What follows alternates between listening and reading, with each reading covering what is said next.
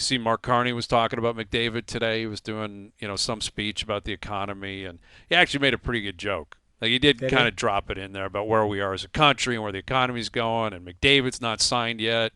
It actually landed pretty well. Most politicians are horrible when they try to bring the sports stuff into it. They mispronounce a name, or it just sounds so unnatural.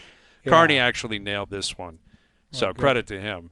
But it's still an ongoing story. I guess it's quieted down for a couple of days, but we'll see what Struddy has to say about it. Until training camp, until next week. until he shows up and it's captain skates right now. But once they get into training camp and get into games and all of that, I'm sorry, you've put yourself in a position to be asked and to be talked about daily. Do you think he's getting catcalled in Edmonton? No. You think he's walking into a convenience store and the guy saying, "Hey, what the hell's going on here?" I think people are probably asking him something. They're curious, man. A guy of that magnitude. I don't think it's every second it's like, "Hey, you're going to sign. You're going to." I think there's, for the most part.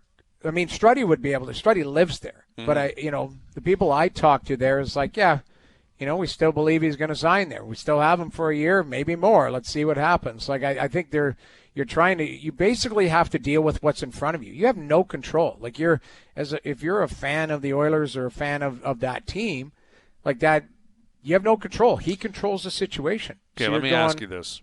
Yep. Put this into perspective for me as an Edmontonian yourself, and Struddy can do this as well because he's a modern Edmontonian where you're an expat. Yes, I'm an ex. Can if he leaves, where is it on the Gretzky scale?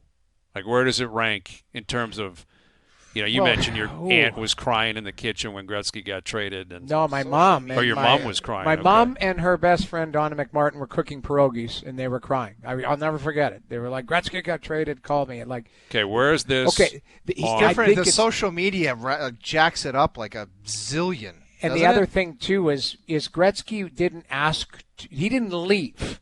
Gretzky didn't put his hand up and say, trade me. He was sold by Peter Pocklington. He was okay with it, clearly. Obviously, but I don't think it came out I don't think it was a situation where he leaned over and said, get me out of here type of thing. I think that was, he was traded. That's a different scenario where, McDavid is choosing his own destiny, and he has the right to do it. He's been there 10 years. I still have always believed he wants to win there, and all bets are off. Maybe he's saying, I'm giving myself 1 year to win there, and if I win, I'm out. If I don't, I'll sign a short extension until I do. I don't know. But I've always believed that him and Draisaitl want to win there, and then everything else is on the table. Which would be the ideal way to put a bow on it if it gets to that point. If he wins and leaves, which would be a complicated finish as well. There's like a Kawhi element to that. It's very rare does a superstar win and then say, I'm leaving. Usually once you've won, all you want to do is stay and continue to win. Double down and try and absolutely. It's intoxicating, to win. But I mean that I don't know. I don't have I don't remember, the Gretzky feeling in '88 or whatever when he got dealt. Well, again, O was bang on. Social media wasn't around, right? You just had people calling you and stuff saying what's going on. I think there's a lot of things people in Edmonton remember certain things. They remember Gretzky getting traded. They remember the goal going off of Fierzy's leg. Steve Smith, banking. People remember where they were when that went down. Which is crazy because they won 5 cups over that run, and they remember the one fumble, which was a massive one. The guys asked me, do you think McDavid, if he is at the 7-Eleven or if somebody sees him somewhere, the grocery store, are people asking him daily, what the hell's he doing? You think? You know what? I don't know. I think it'd be pretty bold. Maybe a closer friend. But I mean, if you just see someone if you see Connor McDavid or Austin Matthews, are you asking about that or are you asking for a selfie? Because he's not going to tell you what the contract anyway. So I'd probably ask for a selfie, wouldn't you? An autograph? Yeah, I think so. Well, an autograph and then maybe hey, can you sign here, initial here, and then send that to the Oilers? DocuSign? Yeah, exactly. Yeah. DocuSign. I mean, when is he going to cut off Struddy? When is he going to cut off the asking of the question about the contract? He's got to get to a point where he's like, I'm not answering this anymore because he's done it 2 or 3 times thus far. Yeah, I love the way he's handled it so far. I think he's front-loading it. I think he's trying to get all the questions out and give all the different, sides and angles and people a chance to get their questions in. Then after that, I think, I'd say after the first day of training camp, he's going to say, okay, unless there's something new to report, I'm not talking about it. The problem with that is when you go to Toronto or you go to, New York or Montreal, there'll be questions asked, right? The local reporters there will want to get in, their shots and try to get some scoops. But I honestly think that's what he's doing, and he's trying to be honest. Like there's, in the one interview he had, he talked about trying to find the right deal for himself, his family, and the team. I mean, there's going to be a deal, but it's not simple. It's not as easy. People say he deserves a max 20%. Yeah, he does.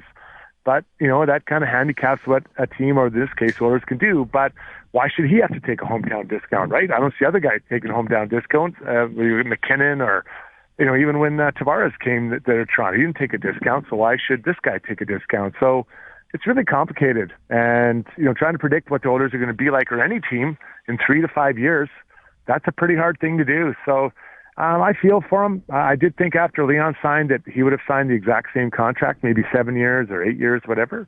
But, who knows? But I do think ultimately it gets done, and then you move forward with what you got. All right. Answer this hypothetical, because we've been big on hypotheticals today. I posed a question to Noodles. Now, Noodles is an expat Edmontonian, right? Yeah. But when Gretzky got traded, Darlene McLennan and the whole crew were crying in the kitchen, and everyone was freaking out in Edmonton. If he's leaving, where does this rank? Where will this rank in Edmonton on the Gretzky scale of shock, disappointment, tears in the kitchen? How close is it to Gretzky? I was cleaning out my mom's Aerostar van, and that's what I was doing. I heard it on the radio, and I couldn't believe it. I was crying. I was 13 years old. I was just shocked and sad. But I think this is all for naught. I mean, I think he's signing. I'll be floored if he didn't. But if I had to rank, I'd say Gretzky'd still be number one. Then probably, Strudwick leaving the Oilers when no one wanted him anymore was probably number two. Right. Or maybe people were happy. There was a celebration. Yeah, those were tears of joy. You were misconstruing. We got a chance. We got a chance now. We're alive. We're alive. No, but in all honesty, I don't see this being an issue. Okay. I think the deal gets done, and I think that I just think it's really complicated. It's not as easy as just signing the contract. I think he's trying to figure out a lot of things. And, again, you're GM trying to explain. Can you imagine sitting down with the best player, let's say it's Austin Matthews, saying, what are you going to do in 4 years? Well, we're going to try to get this guy. Well, no, you can't say that. Or we're going to try to draft this guy. No, we can't say that. Like, so it's more like a theory of what we're going to look to build and what we want. But I can't give you specific names. It's not like buying stocks on the TSX like you guys wheel and deal daily. Yes.